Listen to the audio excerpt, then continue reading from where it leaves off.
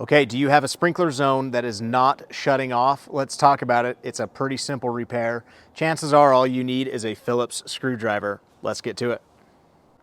Okay, with the water on and the sprinkler zone running, you need to walk around your yard, look at these green valve boxes, pop the lid off and listen. You're going to hear water running through.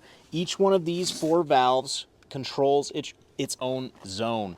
So put your hand on these, you'll feel a vibration. That's how you tell which valve is not shutting. First thing you want to do is make sure these are tightened, just hand tight, don't use any tools. That's called a solenoid, make sure that's tight. Secondly, these are bleeders, make sure these are shut as well. Okay, if that doesn't shut off your zone, the next thing to do is turn the water off. Then you're gonna go and grab your Phillips screwdriver, unscrew the screws on top of each of these valves. Make sure the water's off. More than likely, it's one of 2 things.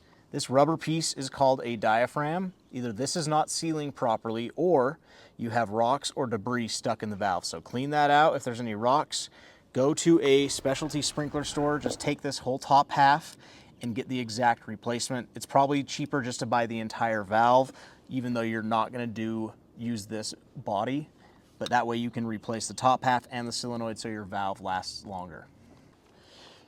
Okay, when you take this top half off, you're gonna have these wires. Take a picture of how they're wired. One is going to be to a colored wire.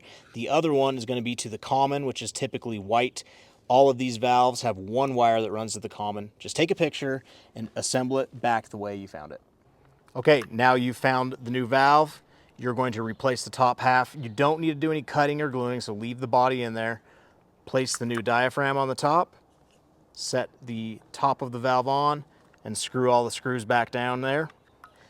Go ahead and turn the water on slowly.